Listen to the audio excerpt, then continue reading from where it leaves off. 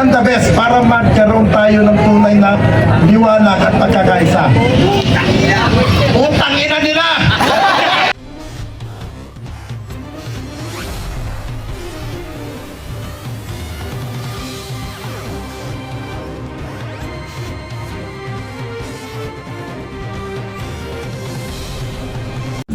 Mirakap! Kap, manalo ka! Kap, tira! Yabaw! Ay, walang po! Kap!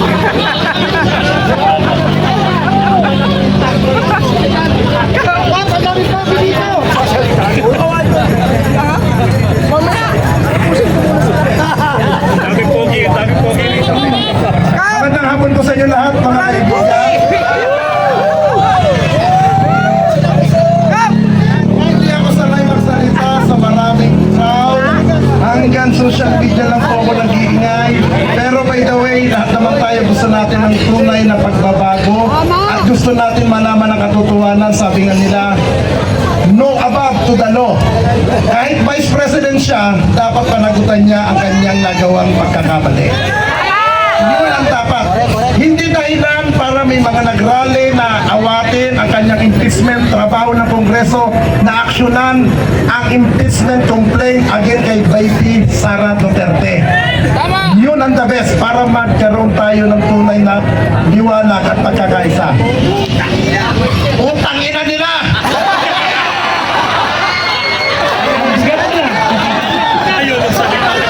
Ikaw na admin sa mag-synthesize.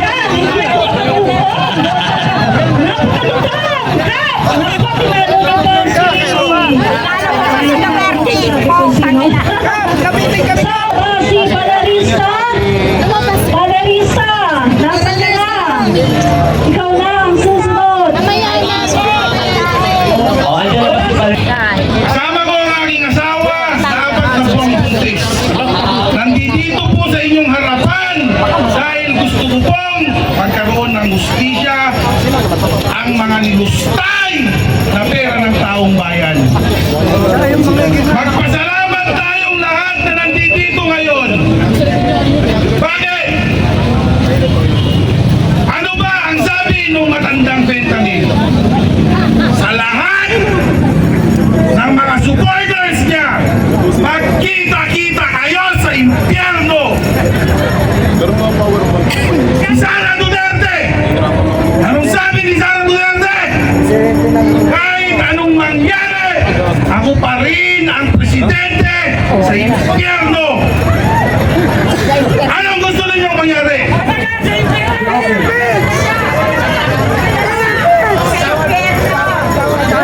Anong gusto ninyong mangyari? Iluklok na naman natin sila at gawin na naman impyerno ang bansang Pilipinas? Gusto ba ninyong gawing probinsya ng China ang bansang Pilipinas? Para saan pa mga kababayan? Para saan pa? Ang ipinaglaban ng ating mga ninuno, ng ating mga bayani. Kung hahayaan lang po natin sa gawin po tayong province ng China. Hindi po lingid sa ating kaalaman yan. Sinabi ng Pangulong or former President Duterte noon, pabiro. Pero mga kapatid, alam po natin ang totoo.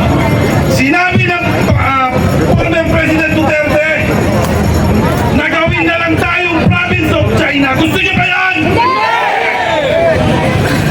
So ano sigaw natin ngayon?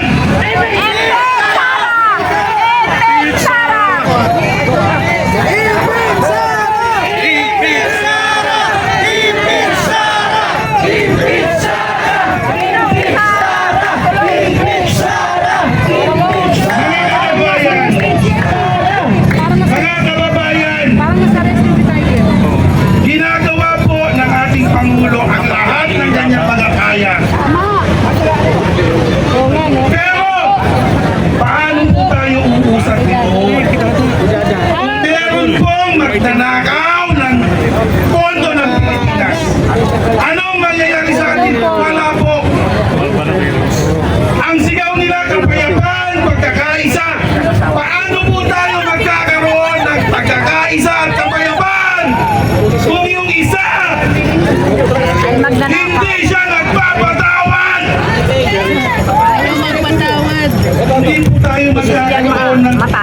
kabataan, mga kababayan, mga kapatid.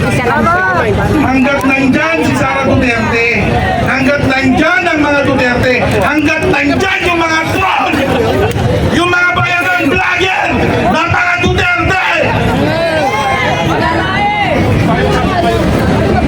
nasaan na? Kala ko ba? Ha? Yung mga congressman, yung mga senador, na sumasalsal ngayon dun sa sinabi ni Pangulong Marcos na ayaw sa impeachment. Bakit? Nung binabastos, nung binabalahura si PBBM na mga lintik na mga bayarang vlogger na yan, yung mga DDS supporters na yan, bakit hindi nyo man lang sila kinumbina? Bakit ngayon kami ang nagkakaisa? Bilang magsuporta sa Pangulong Marcos, bakit nyo kami ginaganito? Ngayon mga kababayan, maraming salamat po. At magandang hapon sa inyong lahat. Ano ang sigaw natin?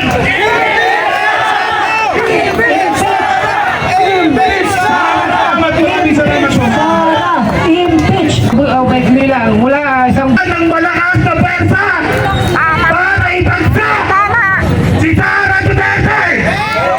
Yes! Sara Duterte! Impeach! Mananagot at mananagot ka! Tanggalin ang batas! Kaya sabay-sabay natin isigaw! Sara Duterte! Impeach! Sara Duterte! Sara Duterte! Maraming salamat! salamat, Brad Idol. Okay. Yan! So maraming pong salamat mga kababayan, no?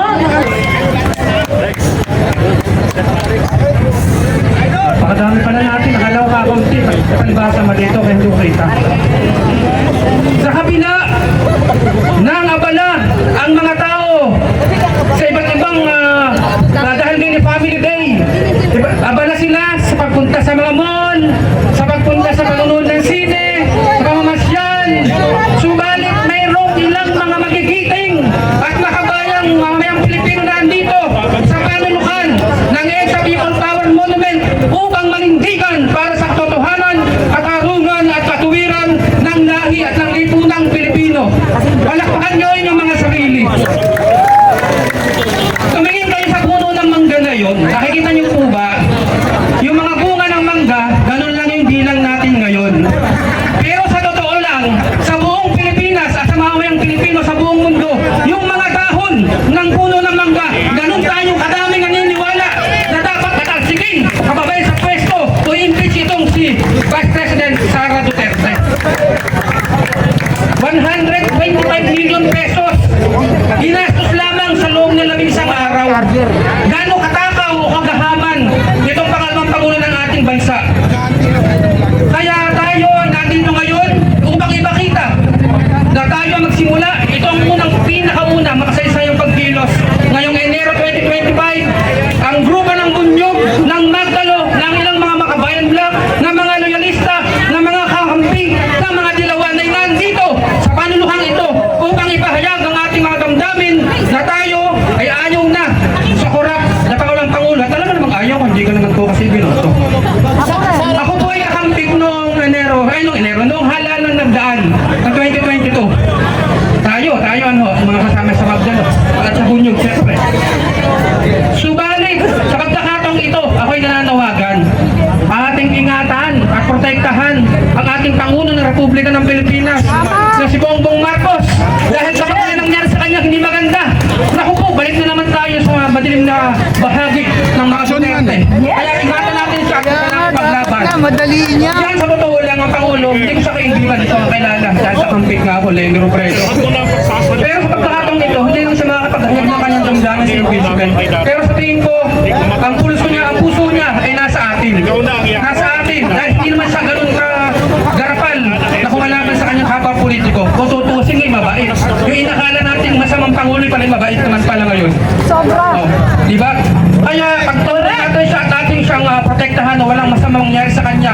Dahil atat na yung Duterte na makaupo sa pwesto. Hindi natin papayagan yun dahil kinakailangan yun pa lamang. Tayo ay manawagan, patuloy, supportahan natin ang mga pagkilos simula ngayong January 18, meron pang January 25 at January 31 dyan sa EDSA Shrine. Magsama-sama pa rin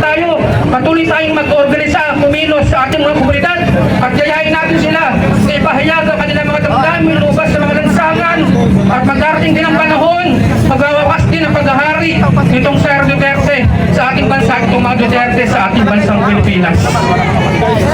Kaya maraming salamat sa inyong lahat. Unuulit ko, hindi ako maka-BBM. Pero sabi ng ating Pangulo nung nakaraang SONA, bago siya magtapos sa SONA niya, sa talumpati, patuloy tayong lumaban sa mali at masama. Natatanda niyo, sinabi niya yan.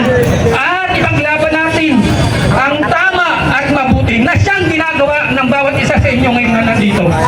Kaya tayo patuloy na lumaban sa tama at mabuti at laban natin ang mali at masama itong mga Duterte. Isulong natin ang isang lipunang makadiyos, makatao, makakalikasan at may matayog na hiing makabayan na may pagkakapantay-pantay na perspektiba. Maraming salamat at mabuhay tayong lahat. Sara Duterte! Sara Duterte! Sara Duterte! Maraming salamat. Mabuhay kayo na pagpalayan na kayo ng Japan.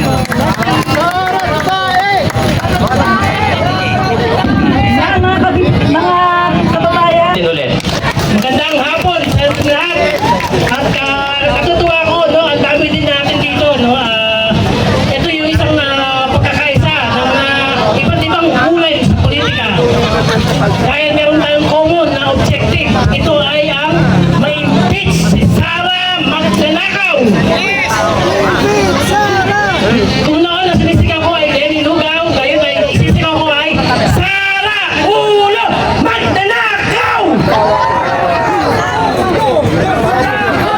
So ito yung pagkakataon na dapat nating ibigay o yung ipunan natin ang ating mga saloobin sa pamamagitan na itong pagtitipon-tipon natin na ito para sa impeachment ni Sara. Ano nga ba yung mga impeachment grounds ni Sara? Sa totoo lang naparami, no? Una-una rito yung culpable violation of the Constitution. Diba? Nandiyan din yung primary, yung corruption na lahat naman ito ay ginawa ni Sara. Alam naman natin kung anong istorya ng envelope sa DepEd. Diba? At nandiyan din yung high crimes. Ito yung high crimes ito, kasama nito yung pagpatay. Tandaan po natin, nung ngayon si Sara Duterte sa Davao, siya ang sponsor ng EJK doon. At kung matatandaan din po natin, yung panahon na minura ni Baste, ang ating mahal na Pangulong Bongbong Marcos. At si Senator Amy Marcos ay natanong kung ano paramdam niya na minura-mura ni Baste, ang ating mahal na Pangulong Bongbong Marcos. Ang tanging kasagutan ni Senator ay, ikaw pa naman malaman mo kung makukulong ang tatay mo. Nasama ang ate mo. Hindi ka ba naman maguguluhan at Antay-ayin na yan, oh. Ayan po, no? Maliwanag na lahat ng lahat nakasama si Sara sa HJK o sa makukulong sa ICC. Ayun naman po, tandaan po natin ang ating panawagan, impeach Sara! Ulong ang nanakaw! Ayun lang po. Ayan, maraming salamat, sir. So, malinaw po ang mensahe. So, alam natin, di ba, bago tayo mag-proceed at tawagin yung ating mga kasama. Sa mga nanonood po dyan, all over the Philippines or mga all the world, wala tayong alam sa katarantaduhan ng opisina ng DepEd under Sara Duterte. Wala tayong alam namin kayo! sa paglusay ng pondo ng Office of the Vice President kung hindi man din tayo pinaalam sa pamamagitan ng investigation in the aid of legislation. Kaya nga po, nakuha nyo yung atensyon namin. Nanood kami ng ilang oras na hearing sa Committee on Government and Public Accountability and sa pag-question ng Committee on Appropriations. So, dilawan at iba pang mga grupo nandito ngayon sa EDSA para ipaabot ang mensahe. So hindi ko na patatagalin, it's us all welcome. Isa sa mga batikang vlogger sa TikTok. Stephen Lee! Okay, palakpakan ko natin. Stephen Lee. Nakapagpariente na ba kayo? Ako hindi pa. Siguro narinig niyo naman po yung mga kasama ko, no? Galit na galit po sila. Marami rin po sa atin ang galit na galit talaga. Baka hindi naman kung sa inyo galit natin kay VP Sara Duterte, tama? Pero bakit nga ba natin gustong ma-impeach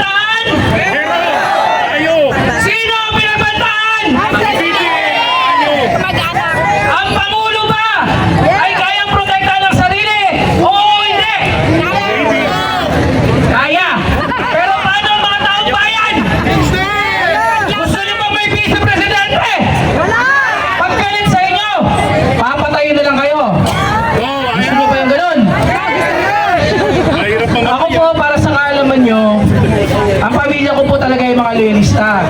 Ako ay pro-BBM din. Pero nang mabuo ang unit team, una ako napansin sa kampo ni VP Sara Duterte. Oo, sa akin dati.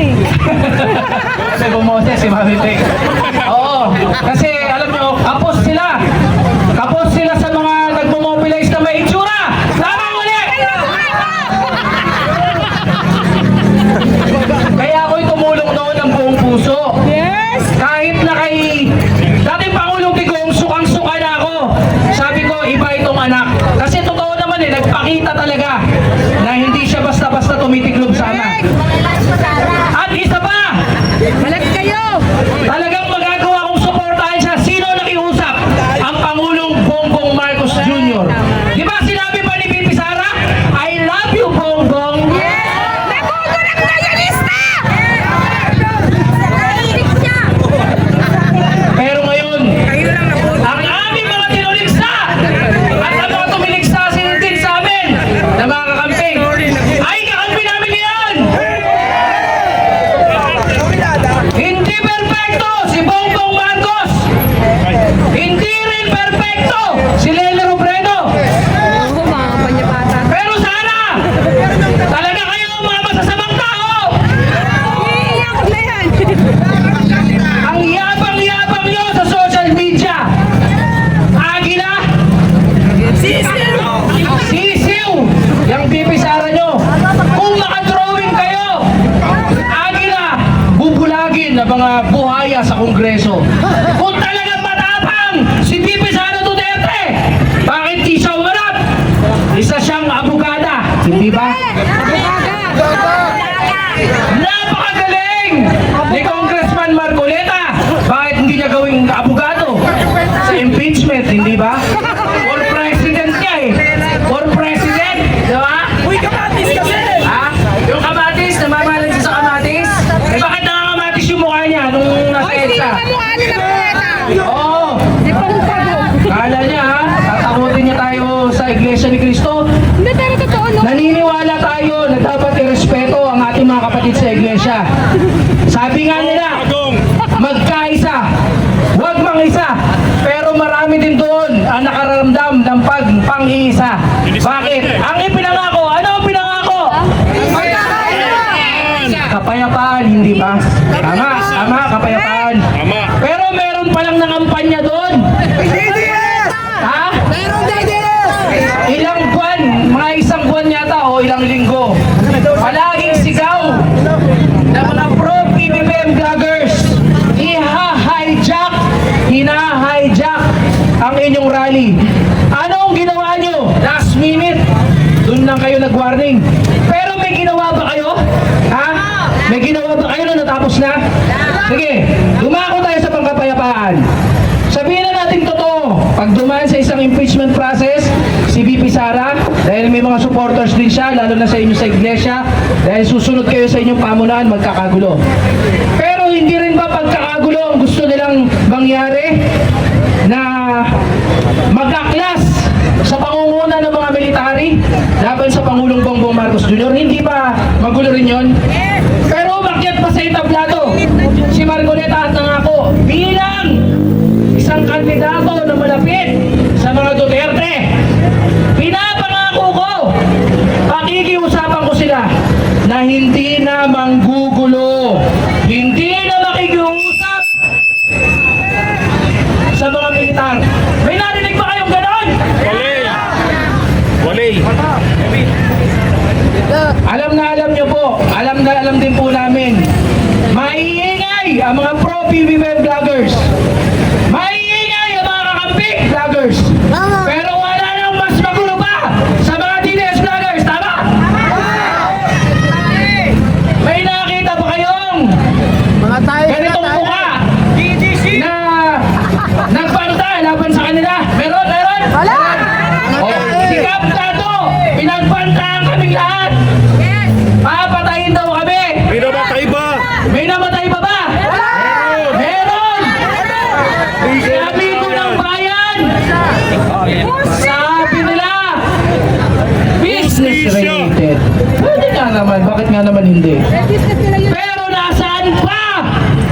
enemigo ng bayan.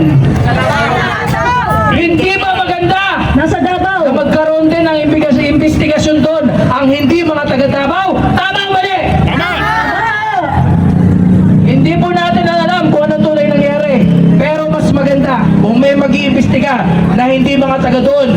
Kasi kung merong posibilidad kahit na kaunti na ang isang tao na nagpapahayag ng kanyang damdamin laban sa isang politiko ay walang awang pinapatay ng ganun-ganun na lang. Sino ba ang lalaban para sa ating bayan? Tayo! Ba? Matatakot ng lahat. Kaya dapat suportahan nyo ang aming panawagan. Impeach VP Sara Duterte now! Ito ay proseso. Hindi nakakahulugan na pag siya ay sumalang sa impeachment, siya ay matatanggal na. Siya ay pwedeng lumaban. Kaya ibigay niya ang pagkakataon sa kanyang sarili, lalong-lalo na sa harap ng milyong-milyong Pilipino na dapat ipakita niya kung siya ay inosente, siya ay maabsuelto, kung siya ay may kasalanan. Bibi Sara Duterte, impeach! Yun lamang po. Maraming salamat. Sa ngayon